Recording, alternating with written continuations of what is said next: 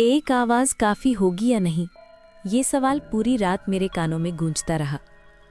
कमरा शांत था, फ़ोन शांत था, लेकिन मेरे अंदर कुछ जाग रहा था।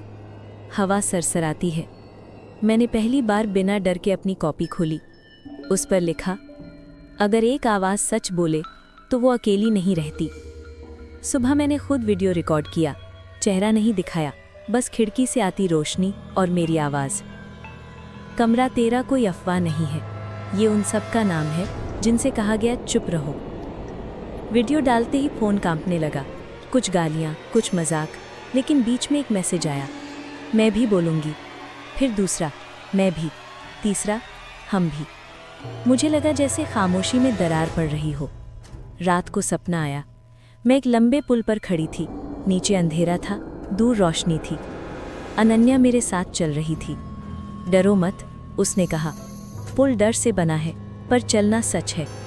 मैंने पूछा, अगर गिर गए तो? उसने मुस्कुराकर कहा, तो गिरना भी गवाही होगा। मैं जाग गई। दूर घंटी। फोन पर खबर चमकी, कुछ छात्राएं खुलकर सामने आईं। पहली बार शब्द बदले थे, अब लिखा था अफवाह नहीं, गवाही। लेकिन उसी शाम एक नया मैसेज आया, ये आखिरी मौका है, रुक जाओ। मैंने स्क्रीन बंद कर दी। मेरी कॉपी में अपने आप आखिरी पंक्ति उभरी, डल आखिरी बार दरवाज़ा बंद करता है ताकि सच बाहर न जाए। मैं खिड़की के पास गई। बाहर सड़क पर लोग चल रहे थे, सामान्य दिन, सामान्य आवाज़ें। लेकिन कहीं कहीं खिड़कियों में फ़ोन की रोशनी दिख रही थी। लड़कियां लिख रही थीं, बोल रही थीं, रिकॉर्ड कर रही थीं। कमरा तेरा अब किसी हॉस्टल में नहीं था, वो हर उस स्क्रीन पर था जहां कोई सच लिख रहा था। अनन्या की आवाज़ आखिरी बार आई, अब हमें याद रखने के लिए भूत नहीं चाहिए, अब हमें लोग चाहिए। मेरी आंखें भर आईं। मेरी कॉपी में आखिरी लाइन उभरी, जब एक आवाज़ बोलती है तो डर अपना नाम बदल लेता है। और मुझे समझ आ गया, अगला हिस्सा भूतों का नहीं होगा, अगला हिस्सा होगा सामने आने का। सामने आना मतलब था अब परछाई में खड़े रहना बंद करना। सुबह जब मैंने फ़ोन खोला, पहली बार कुछ चेहरे दिखे, धुंधले, डरे हुए, लेकिन असली। मैं उस हॉस्टल में थी, मुझे भी कमरा बदलने को कहा गया था। मैंने भी वो रजिस्टर देखा था। मेरे हाथ कांपने लगे। कहानी अब आवाज़ नहीं रही थी, वो चेहरों में बदल रही थी। हवा सरसराती है। मेरी कॉपी अपने आप खुली। उस पर लिखा, जब सच को चेहरा मिलता है तो डर आईना तोड़ना चाहता है। रात को सपना आया, मैं एक बड़े हॉल में खड़ी थी, दीवारों पर स्क्रीनें लगी थीं। हर स्क्रीन पर एक लड़की बोल रही थी।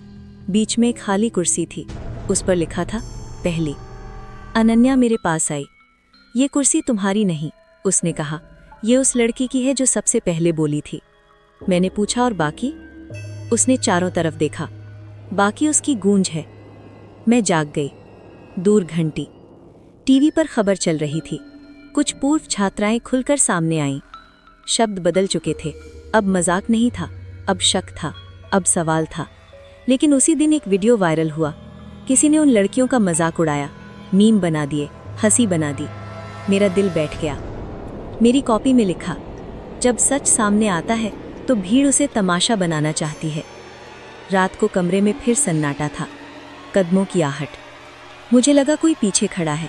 मैं मुड़ी, दीवार पर बस परछाई थी। अनन्या की आवाज़ आई, डर अब चिल्लाएगा नहीं, वो हंसेगा। मैंने गहरी सांस ली। मैंने कॉपी खोली और लिखा, अगर वो हंसेंगे तो हम रुकेंगे नहीं। उसी पल बाहर किसी खिड़की में रोशनी जली, फिर दूसरी में, फिर तीसरी में, जैसे पूरे शहर में लोग जाग रहे हों। मेरी कॉपी में आखिरी लाइन उभरी, सामने आना सिर्फ बोलना नहीं है, सामने आना मतलब टिके रहना। मैं खिड़की से बाहर देखती रही। लोग चल रहे थे, गाड़ियां चल रही थीं, दुनिया सामान्य लग रही थी। लेकिन मुझे पता था, कहीं ना कहीं कोई लड़की पहली बार बिना डर के कह रही होगी, हाँ, ये मेरे साथ हुआ था। और वहीं से अगला हिस्सा शुरू होगा, क्योंकि अब कहानी कमरों की नहीं रही, अब कहानी बन चुकी थी गवाहों की। आखिर क्या छुपा है कमरा नंबर 13 का राज? जानने के लिए हमारे साथ बने रहिए।